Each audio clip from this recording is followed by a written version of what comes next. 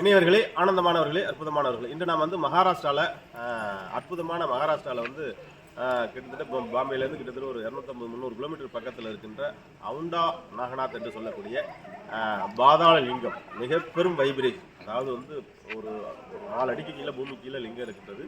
இறங்கி உள்ள போய் தான் நம்ம அந்த தரிசனம் பண்ணணும். பாதாள லிங்கம், பாதாளத்தில் ஒரு லிங்கம் இருக்கிறது எவ்வளோ பெரிய பாக்கியம். சுயம்பு லிங்கமாக இருந்த அந்த லிங்கத்தை பஞ்சபாண்டவர்கள் வனவாசத்தில் தர்மன், பஞ்சபாண்டவர்கள் பாரதம் முழுவதும் வியாபித்து இருக்கின்றது. அந்த வகையில் கிட்டத்தட்ட 5000 ஆண்டுகள் பழமையான ஒரு லிங்கம், ஒரு சுயம்பு லிங்கம். எந்த அளவுக்கு ஆற்றல் இருக்கின்றது என்று பாருங்கள். நம்முடைய அமிர்தஹார தியானிகள் கிட்டத்தட்ட இன்றைக்கு நம்ம டீம் ஃபுல்லாக போய் உட்காந்து நல்லா 6 மணி நேரம் தரிசனம் பண்ணி உள்ள உட்காந்து தியானம் பண்ணாங்க. ஆற்றல் பொக்கிஷமாக இந்த சிவனுடைய அருட்கடாட்சம் நம்ம உடம்பு முழுவதும் செலுத்து இருக்கின்றது நண்பர்களே. ஒரு பழமையான கட்டடக்கலைக்கு உதாரணமாகவும் தர்மன் எழுப்பி வனவாசத்தில் 14 வருஷம் சும்மா இல்லை, ஒவ்வொரு இடத்துலையும் ஒரு கோயில் எழுப்பினாங்க. அப்படி இந்த கோயிலை எழுப்பி 5000 ஆண்டுகளாக பஞ்சபாண்டவர்கள் பேரை சொல்வதும் பாரதத்தோட பேரை சொல்வதும் நாகநாதர்களுடைய பேரை சொல்வதும் அற்புதமாக இருக்கின்றது.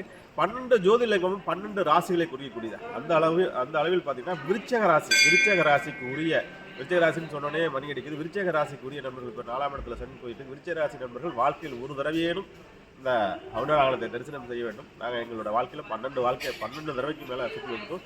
ஒரு ஜோதிர்லிங்கத்தை 12 வாட்டி சுற்றி வந்தாக்கா அடுத்த பிறகு இல்லை என்கிறது கருட புராணம், சிவபுராணம். நாங்கள் இதை 12 வாட்டிக்கு மேலே சுற்றி வந்துட்டோம் நண்பர்களே. இந்த அற்புதமான வாய்ப்பை நீங்கள் பயன்படுத்தி கொண்டு விருச்சிக ராசி நண்பர்கள் வாழ்க்கையில் ஒரு தடவையேனும் இந்த லிங்கத்தை தொட்டு தரிசனம் பண்ணலாம். நம்ம மற்ற இடங்கள்லாம் நம்மளே அபிஷேகம் பண்ணலாம், நம்மளே பூஜை பண்ணலாம், நம்மளே லிங்கத்தை தொடலாம் நண்பர்களே. அப்படியாப்பட்ட ஒரு பாக்கியம் நம்மளுக்கு கிடைத்திருக்கிறது.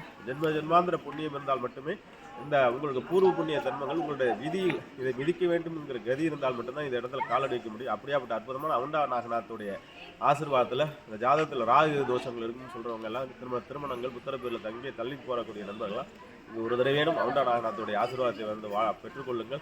உங்கள் வாழ்க்கை வளமாகவும் நலமாகவும் இருக்க மேலும் மேலும் நம்முடைய ஜோதிர்லிங்க யாத்திரையில் கலந்து கொள்ளுங்கள் என்பதை சொல்லிக்கொண்டு உங்களுக்கு விடைபெறுகின்ற நண்பர்களே. வாழ்த்துக்கள், வாழ்வுடன் வாழிய நலம், வாழிய பல்லாண்டு. அமிர்தஹார தியானிகள் எல்லோருக்கும் எல்லா வளமும் நலம் பெற்று 16 வகையான செல்வம் உங்களுக்கு வாழ்வாங்க வாழ வாழ்த்துக்கின்றேன். வாழ்த்துக்கள், வாழிய நலம். நமஸ்தே ருத்ரமன்யவௌதோதைகவே நமः பாஹுப்யமுததே நமः ஜாதே ருத்ரசிவாதனுரகோரா பாபகாஷி தயானஸ்தன்வா சந்தமயா கிரிசந்தாபிச்சாகஷி ஜாதி குங்கிரிசந்தாஸ்தே விவர்கஸ்தவே शिवांगिरित्रदांकुर्माहिंसी पुरुखं जगत शिवेन वचसा वागिरिशाच्चावदामसि